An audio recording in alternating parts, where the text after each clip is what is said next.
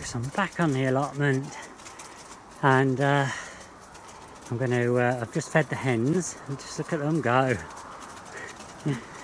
And I'm going to clean their coop out, and you probably noticed I've put a tarpaulin over the top again. This time it's been cable tied on. Hopefully that won't get nicked.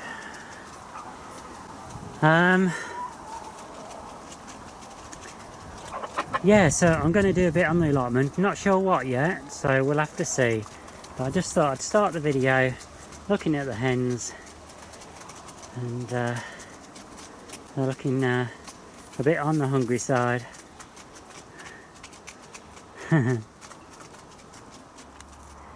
Well folks, we've got 6 eggs today, so I can't complain. I've got 8 hens, so not bad. And I've just gave the coop a bit of a clean out. As you see, I've got all shavings in here. There's 6 nest boxes. They tend to lay their eggs mostly in one, perhaps 2 of the boxes. But at least they've got the space there if they require it. I've just gave it a little bit of a spray, the coop, because there was a lot of very fine, I don't know what there would be, whether they're mites or, but anyway, it's all been treated, so hopefully everything's going to be alright. And the hen's just exploring. Tell you what though, these little things do not make you itch. So that's the hard part done. I have got a dodgy bottom to this nest box here, so I'm using actually the ladder to go into the coop as a support. I'm not very good on that side fixing things, and it's a bit of a devil to manoeuvre this thing around. I suppose at some point it'll have to be sorted. Okay then, so I'm now going to crack on. I'll be back shortly. Just look at this folks. It's nearly November, getting on for November, and we've got a ripe strawberry here. We've got a few more on here coming. That one's turning. These are already fruited back in May, June, and you can see we've got loads of flowers. These are probably not going to come to anything because we've actually got frost forecast this week. You can see we've got some more strawberries down here. So it just depends whether this area is sheltered from them. But I'm not really expecting anything. It's not as if these are late ones, but just look at how they've grown. I mean, these have all been cut back twice, I believe, this year. Unbelievable. I've got a feeling that we could get a good crop from these next year. You know what, let's have a little wander around. Let's take you in the tunnel and see. Oh, tell you what, just look at this folks, blueberry. This was bought in the when was it? I think I received this about May time, and this has just been put in bog standard multi-compost. I think it's Jack's Magic, and it's loved it. These here are the autumn raspberries. Now they're going to be transferred probably into the community garden when we get it. We've got a gooseberry here. And I believe we've got Logan. Interesting.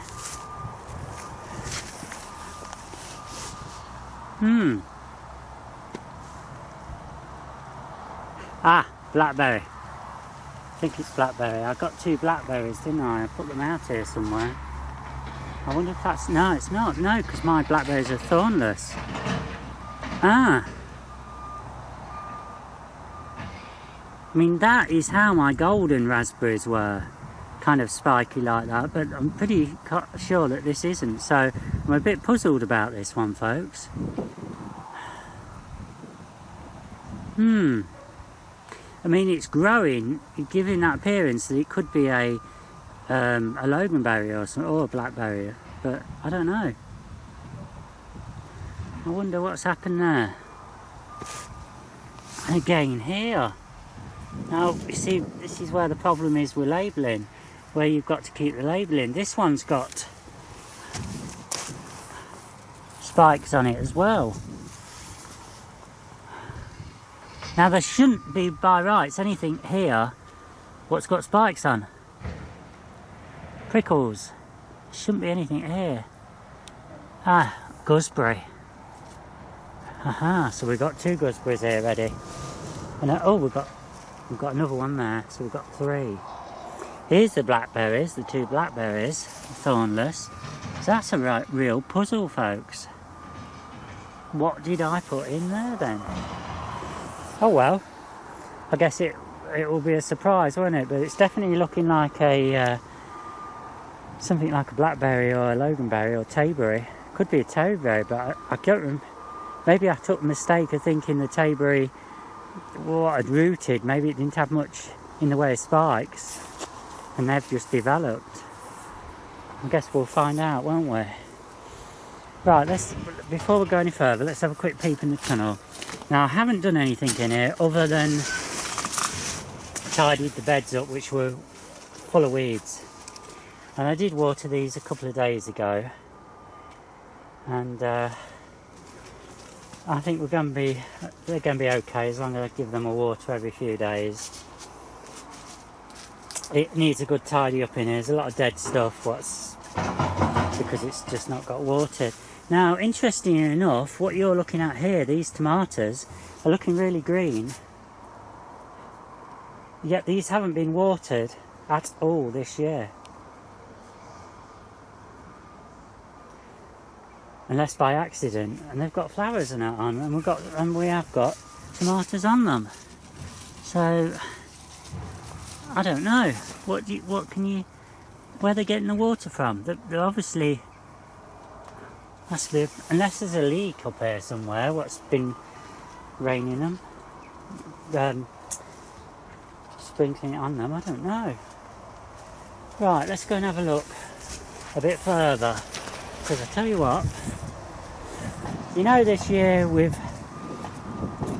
my mother and me being ill, it's been a bit of a disaster on the flower front, but I can see that we have got some dahlias what are coming up late in the year. I'm just thinking, all these here are snapdragons, what never got put in. And these are, no, let me just think, I'm getting the name.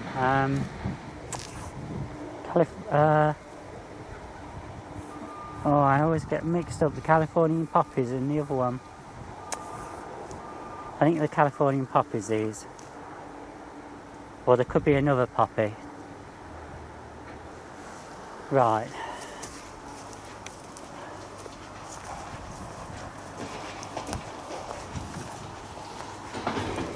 You can see, to be honest with you, it's not looking, considering I've only had 5 days of tidy up this year, it could be a lot worse. But look what we've got. We've got the Clangers Mix dahlias here in flower. Calendulas, I think they're calendulas. We've got some cosmos.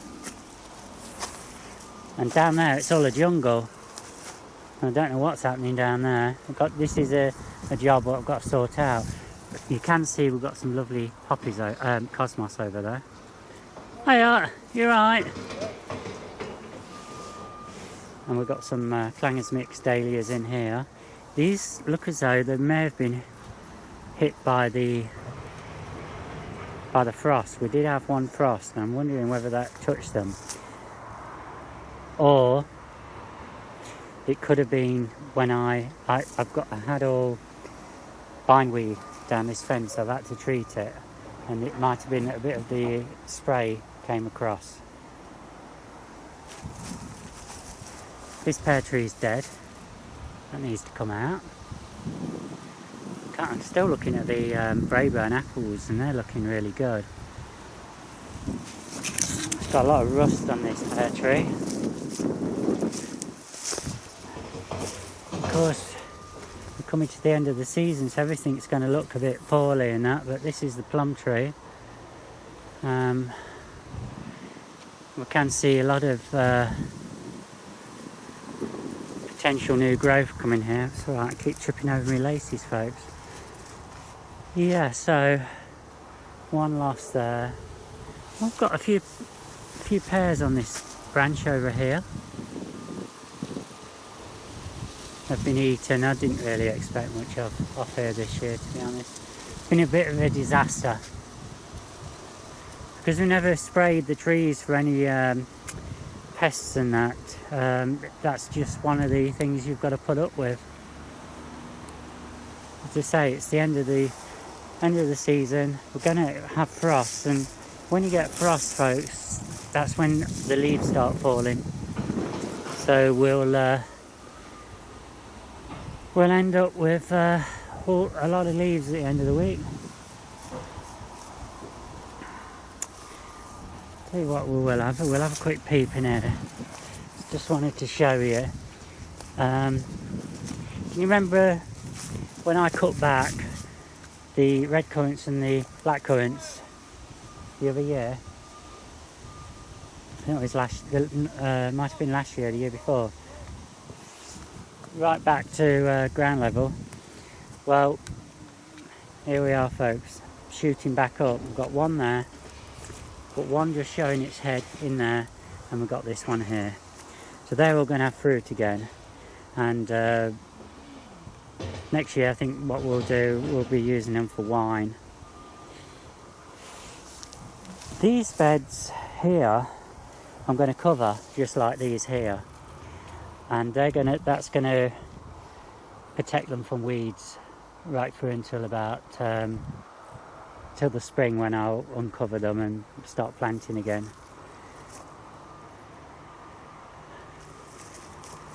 Can you look? That's the autumn raspberry, just there, and we've got some on, and I actually ate one a couple of days ago. It was lovely.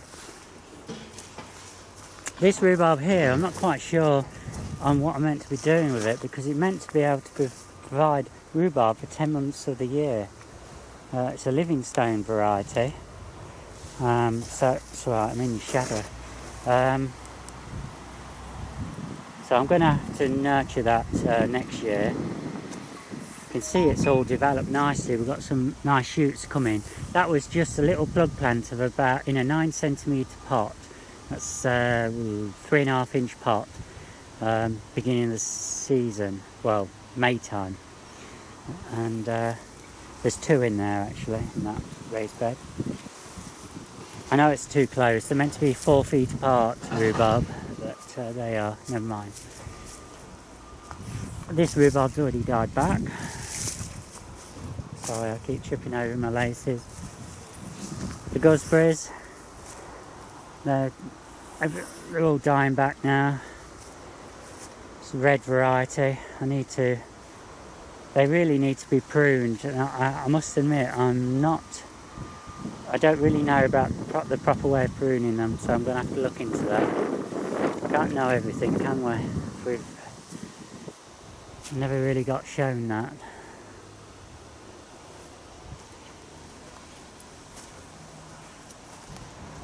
What's happening along the... Let's have a look here. We've got some dahlias. Dahlias are popping their heads through here. And hidden underneath all that, it's broke. We have got a loganberry. So we're not going to get anything from that this following year, because that snapped off and it's the only branch. Oh, it's not, sorry, we've got one here. Didn't see that. We've got one along the top there. Oh, right, okay then. So, yeah.